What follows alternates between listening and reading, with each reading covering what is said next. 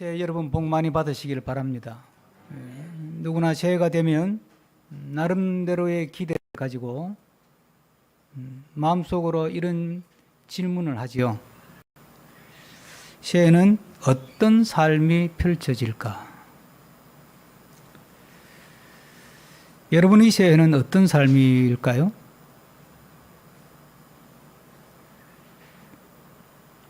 소망을 담은 계획도 세우고 또 꿈도 적어보고 아마 그러면서 새해를 맞은 분도 많이 계실 줄 압니다. 그건 내 기대치고 실제로 펼쳐지는 2023년의 삶은 어떤 삶일까요? 아무도 모릅니다. 누구도 모릅니다. 이게 현실입니다. 꿈은 이루어진다. 노력은 배신하지 않는다. 맞는 말이기도 하고 맞지 않는 말이기도 합니다. 때로는 꿈은 이루어진다. 노력은 배신하지 않는다. 이런 말들이 위로가 되기도 하지만 또 때로는 희망 고문으로 끝나기도 합니다. 성공의 법칙이라고 하는 것, 인생의 법칙이라고 하는 수많은 자기 경영 관련 책들을 우리가 많이 봅니다. 그리고 그런 책들을 글을 통해서 위안을 삼습니다. 좋은 일입니다. 그러나 그런 책들이나 그런 유튜브나 그런 글들에 내 삶을 기대고 살 수 있을까? 정말 그런 글들이나 그런 가르침에 내 삶을 전적으로 맡길 수 있을까? 생각해 보면 글쎄 하는 생각이 드실 거예요. 왜? 아무도 모르니까. 기대치를 담고 희망을 담아서 이런저런 말들을 해보지만 누구도 우리 각자의 삶이 어떤 삶의 모습으로 펼쳐질지는 누구도 예단할 수 없고 누구도 알 수 없습니다. 이게 우리가 받아들여야 될 현실입니다. 그래서 새해는 늘 새롭지만 또 새롭지 않습니다. 전도서에 우리가 읽은 말씀에 보면 이미 있던 것이 후에 다시 있고 이미 한 일을 후에 다시 할지라 해 아래 새 것이 없나니. 돌고 돈다는 이야기죠.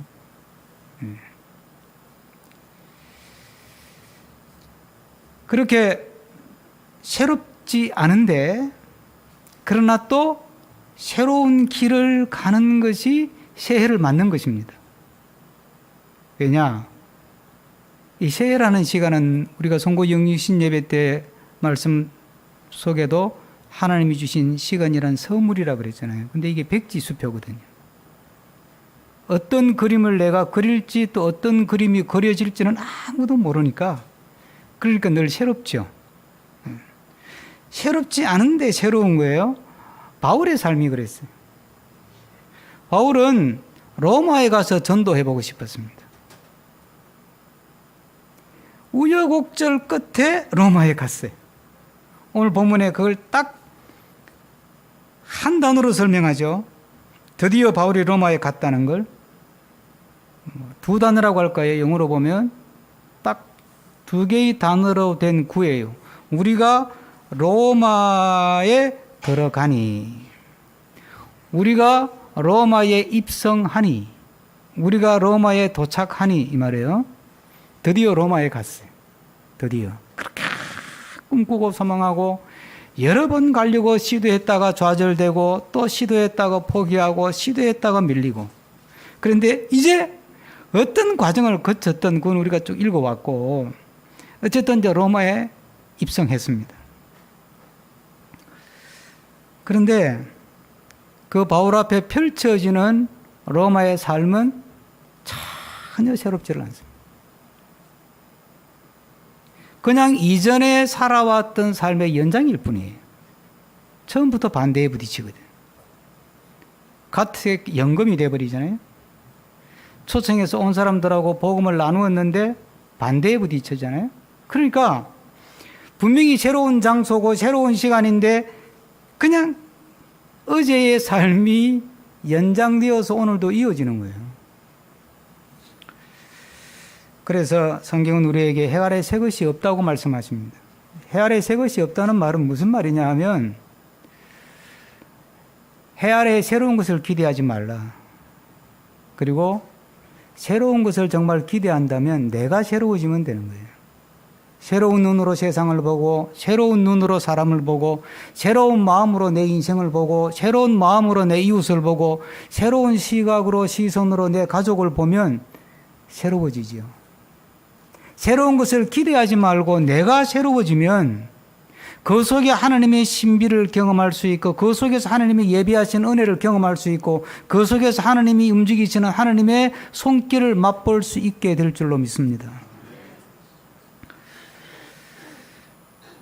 우리가 믿음으로 살아간다는 것은 새롭지 않은 것을 늘 새롭게 살아가는 거예요. 왜냐하면 하나님이 사실 어떻게 인도하실지를 알 수가 없는 거예요. 인도하시는 것은 알겠는데 인도하신다는 것은 틀림없는데 이건 팩트인데 근데 하나님의 인도하심이 나를 어떤 삶으로 만들어갈지는 아무도 모른다는 거예요. 로마에 갔는데 기껏 주어진 현실이 뭐예요? 가택연금이에요. 여러분 같으면 어떻게 반응하실래요? 죽을 고생해서 단기 선교하러 갔는데 중심교회 아이들이 지금 계획을 세우고 꿈을 가지고 지금 단기 선교하러 이제 가서 수련회도 하고 단기 선교도 하고 뭐 또 다른 프로그램도 하고 하려고 지금 뭐 이야기 들어보니까 뭐 수빅도 가고 아주 찬란한 프로그램을 세웠던데 좋습니다. 근데 갔더니 아니야. 센터에 갇혀서 꼼짝 못해. 일주일 동안 거기 갇혀 있다가 그냥 돌아와야 돼. 그러면 여러분들은 어떻게 평가하실래요? 그 상황을. 아, 실패다. 또 좌절을 맛보는구나. 또 실패했네. 또 안 됐구나. 우리는 그렇게 반응을 해요. 근데 바울의 특이한 점은 수많은 그런 좌절을 경험합니다. 기대하고 갔는데 두들겨 맞습니다. 기대하고 갔는데 감옥에 잡혀 들어갑니다. 기대하고 갔는데 재판받습니다. 그런데 그때마다 바울이 보여주는 반응은 한 번도 바울은 불평하거나 원망하는 기도를 한 적이 없어요. 몰라요. 성경에 기록을 안 했을 뿐이지 속으로는 돌아서서 뭐라고 구시렁거렸는지 모르겠어. 근데 성경이 우리에게 보여주려고 하는 바울의 모습은 수많은 좌절과 실패와 수많은 억울함과 수많은 아픔을 겪지만 그 순간 불평하거나 원망하거나 하나님의 사랑이 왜 이래? 하나님의 능력은 어디 갔어? 하나님은 나를 미워하시는 거야? 내 인생은 왜 이렇게 꼬여? 왜 안 풀려? 나는 저주받은 인생인가? 이렇게 항소하거나 그냥 항변하거나 되던 적이 한 번도 없어요. 바울의 주특기는 뭐냐 하면 주어지면 주어진 것을 주님의 뜻으로 받아들이는 거예요. 실패하면 실패를 주님의 뜻으로 받아들이고 반대에 부딪히면 반대에 부딪히는 것을 주님의 뜻하심으로 받아들이는 거예요. 그게 바울의 주특기예요. 주어진 상황을, 주어진 조건을, 주어진 일을 있는 그대로 그냥 하나님의 섭리 안에서 받아들이는 거예요. 이게 믿음이라는 뭐냐면 내 삶에 어떤 조건, 어떤 상황이 주어지든과 상관없이 내가 하나님의 손길 안에 있고 하나님의 섭리 안에 있고 하나님의 이끄심 안에 있다는 것을 믿는 것입니다. 우리는 그렇게 하지 못해요. 우리는 하나님이 나를 이끌고 있다면 내가 원하는 걸 주셔야지. 하나님이 나를 붙들고 있다면 내가 좋아하는 걸 주셔야지. 우리는 그 조건을 달아요. 그래서 늘 하나님 앞에서 실망하고 기도하고 좌절하고 믿고 또 실망하는 거예요. 어저께 찬양 오늘 설교를 미리 컨닝을 했는지는 모르겠는데 날 향한 계획 가사 첫 소절이 이렇습니다. 내 앞에 주어진 매일의 삶을 살다가 보면 그곳에 날 향한 계획, 섭리가 있다니. 그곳이 어디예요? 바울은 지금 연금되어 있는 곳이에요. 주어진 것을 그냥 믿음으로 받아들이는 것입니다. 있는 그대로를 주어진 대로 받아들이는 것입니다. 현실을 부정하고 싶고 현실을 부인하고 싶고 도피하고 싶고 뛰쳐나가고 싶고 부숴버리고 싶고 그게 우리의 본성이에요. 그런데 바울은 그걸 그냥 받아들이는 겁니다.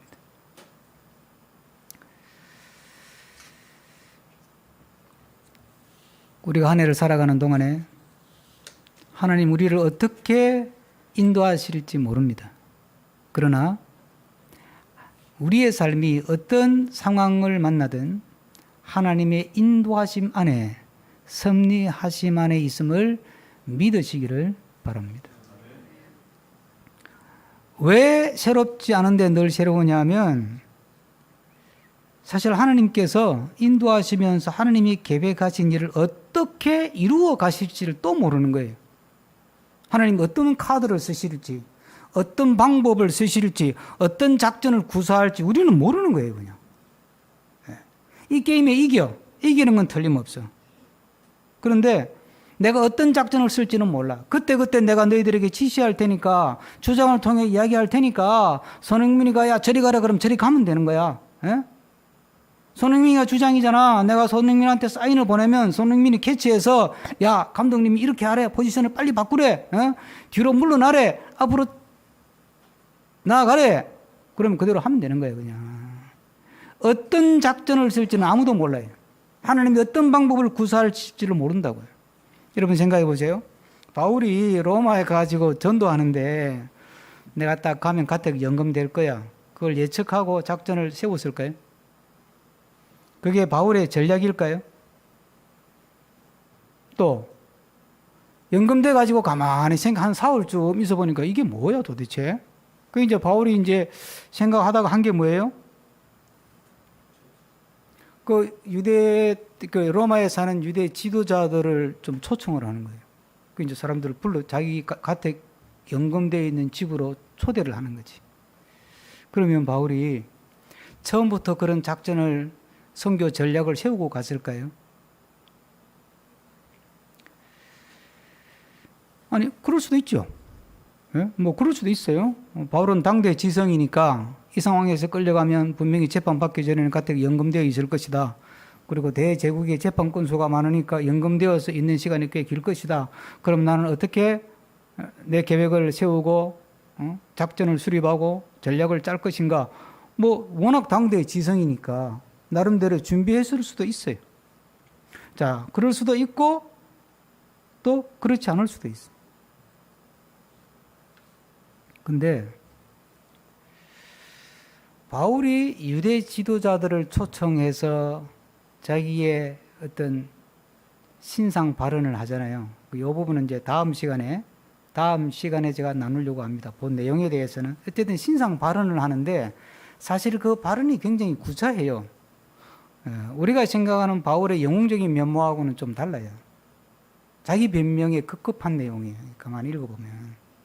그러니까 바울이 지도자들을 불러가지고 이 사람들을 먼저 설득해서 로마 전도의 교도보로 삼아서 내가 쫙 복음 전도를 그냥 포함나게 하면 펼쳐봐야 되겠다.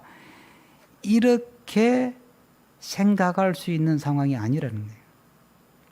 그럼 왜 초청했을까요? 그게 바울이 할 수 있는 전부 다예요.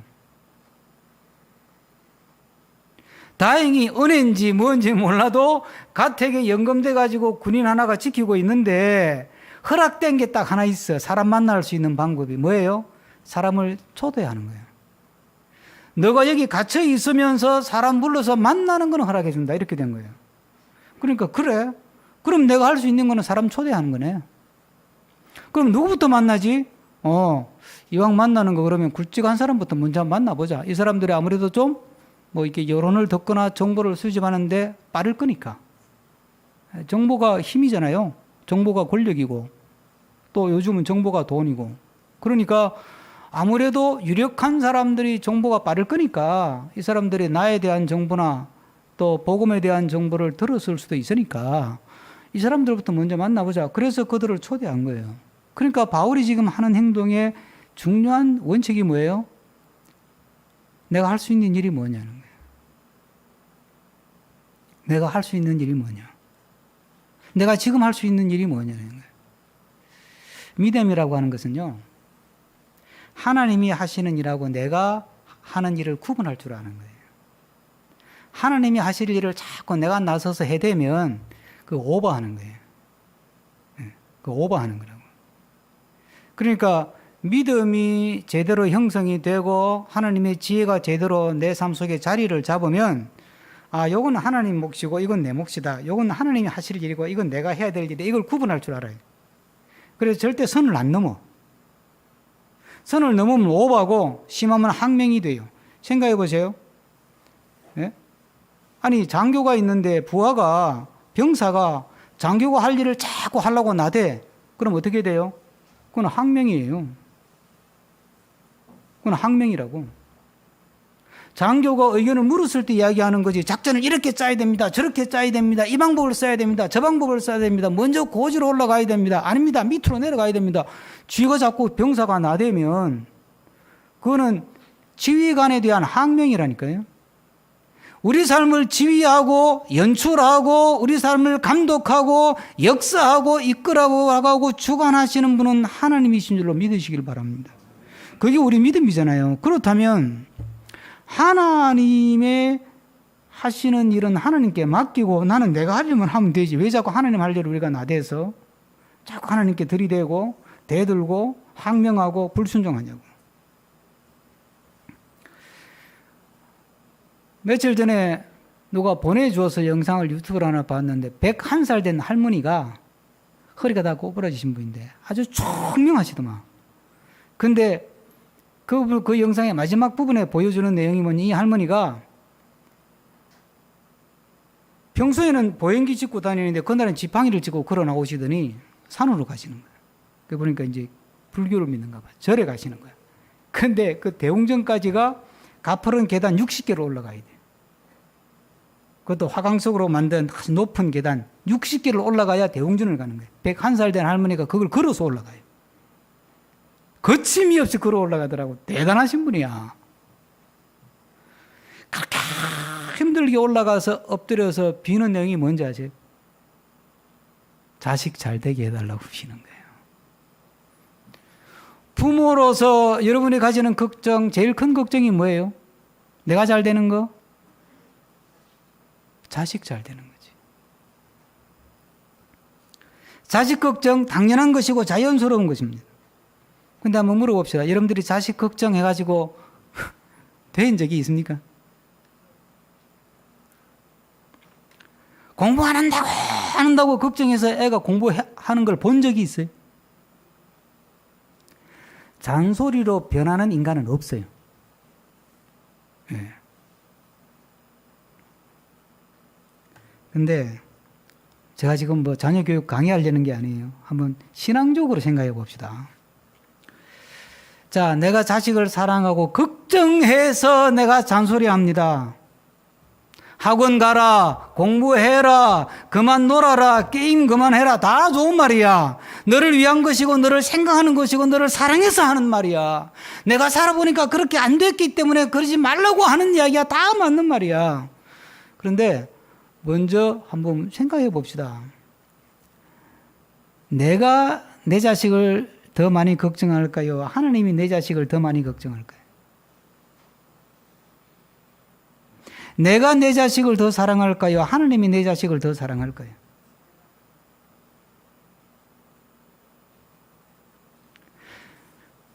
좀 더 직설적으로 물어봅니다. 내 자식이 잘 되는 게 하나님 문제입니까? 내 문제입니까? 내 자식이 잘 되고 성공하고 그렇게 호흡나게 사는 게 꿈이라고 칩시다. 내 자식이 잘 되는 게 그게 내 문제입니까? 부모 문제입니까? 하나님 문제입니까? 하나님은 하나님의 자식들이 맨날 궁상 떨며 살기를 바라겠어요? 안 그렇겠죠? 그러면 여러분이 걱정하는 자식 걱정은 사실은 자식을 위한 게 아니에요.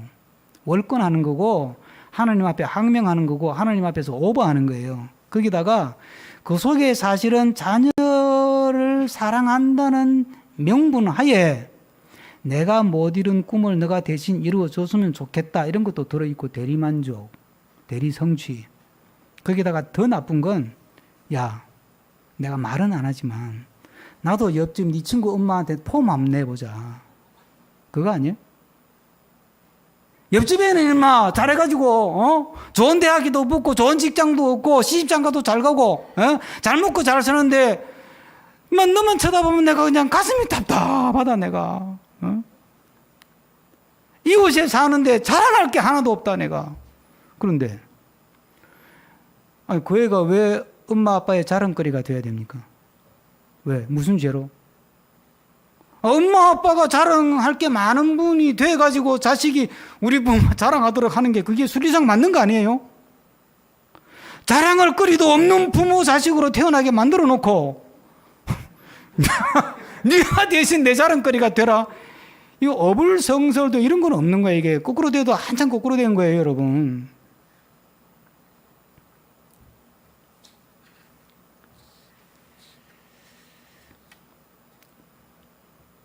내 인생에 대해서 나보다 하나님이 더 잘 압니다. 내 인생을 내가 사랑하지만 나보다 하나님이 내 인생을 더 사랑합니다. 믿으시죠? 네. 그렇다면 하나님이 하실 일은 하나님께 맡겨놓고 그냥 나는 내가 하나님 앞에서 지금 내가 할 수 있는 일을 하면 되는 거예요. 자꾸 하나님 일을 건드리지 말고 부모 자녀 관계에서 부모의 역할은 그냥 옆에 있어주는 거예요. 기다려주고 애가 사고 쳐가지고 문제를 일으키고 경찰서에서 연락이 오면 그 쓰린 가슴 부여안고 기도하면서 기다려주는 거예요. 그냥 그의 쥐어 박는다고 되는 일이 아니잖아요. 더 튕겨나가지. 우리의 역할은 그거라니까요. 우리보다 더 아파하실 분은 주님이고 우리보다 더 신경 쓰실 분도 주님이고 우리보다 더 치밀하게 인도하실 분도 주님이기 때문에 그냥 우리는 우리 몫을 하면 되는 거예요. 내 본분을 다하면 된다고. 기도하고 하나님께 맡기고 그냥 나에게 주어진 일을 내가 하면 되는 거예요. 그러면 하나님께서 하나님이 하실 일을 하실 줄로 믿습니다. 마지막으로 한번 생각해 봅시다. 시간이 좀 가긴 했는데 제가 이게 설교 마무리하면서도 이거 다음 시간하고 묶어서 넘길까 하다가 그냥 하고 끝내는 게 좋을 것 같다는 생각이 팍 들어서 질문해 볼게요. 로마를 복음화 하는데 로마 제국이 기독교 나라가 됐죠. 313년에 공인이 됐고 기독교 신앙이 382년에 국교가 됐습니다. 그러니까 바울이 죽은 연도가 64년경이에요. 그러니까 313년에 공인이 됐으니까 250년 뒤에 공인이 됐어요.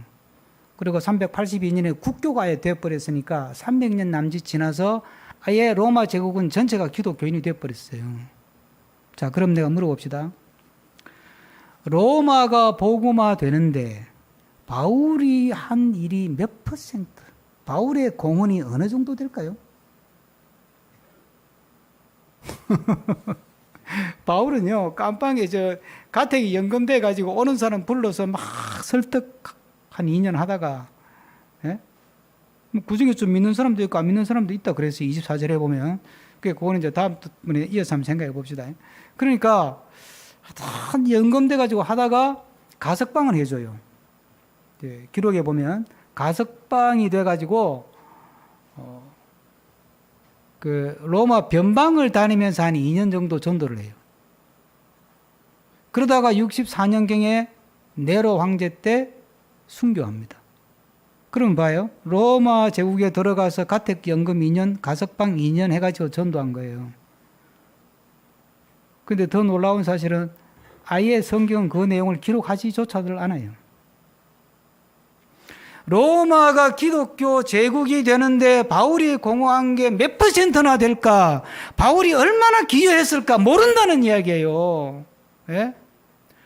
막 우리가 그냥 편히 하는 말로 하면 조족지혈이야. 세 발의 피야 그게.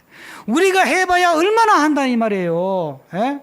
우리가 하나님의 영광을 위하여 하나님의 영광 그 자체예요. 괜히 주의 일 한다고 나대다가 영광을 가리는 게 더 많지. 뭐 주의 영광을 위해서 한다고. 여러분 너무 그렇게 접근하면 믿음이 엉뚱한 길로 가는 거예요. 엉뚱한 길로.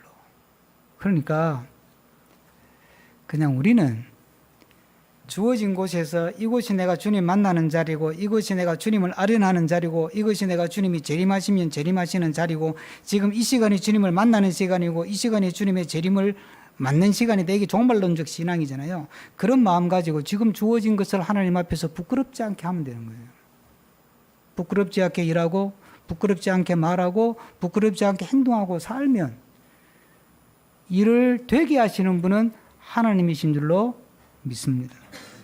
제가 성경 구절 중에 아주 좋아하는 구절 서너 개를 뽑으라 그러면 꼭 들어간 1, 2번 정도 되는 구절이 여호와의 열심히 일을 이루시리라. 이게 구약에 3번 나와요. 만군의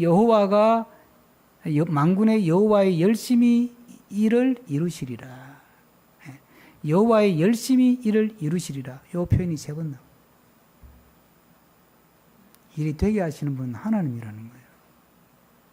되고 안 되고는 신경 쓰지 마세요. 안 됐다고 낙심할 것도 없고 됐다고 좋아할 것도 없다 이 말이에요. 그냥 이스라엘 백성이 바벨론 포로로 잡혀가서 남북이 다 이제 바벨론에 넘어가가지고 포로 생활할 때 하나님이 예레미야에게 주신 말씀이에요. 예레미야 33장 말씀인데 이게 제가 여호와 열심히 일을 이루리라는 말씀과 연동해서 제가 아주 좋아하는 말씀이에요. 뭐 제가 좋아한다고 여러분이 좋아할 이유는 없는데 어떤 제가 만난 하나님은 이런 분이라는 뜻이에요. 예? 예레미야 33장 2절 3절에 보면 제가 읽어드릴게요. 일을 행하시는 여호와, 그것을 만들며 성취하시는 여호와, 이렇게 돼 있어요. 이 만들며라는 단어가 하나님이 그 일을 이루기 위해서 하나님이 막 이렇게 뭔가 꾸민다는 뜻이에요. 그것을 만들며 성취하시는 여호와, 그의 이름을 여호와라 하느니가 이와 같이 이르시도다. 너희는 내게 부르짖으라. 내가 너에게 응답하겠고 내가 알지 못하는 크고 은밀한 일을 내게 보이리라.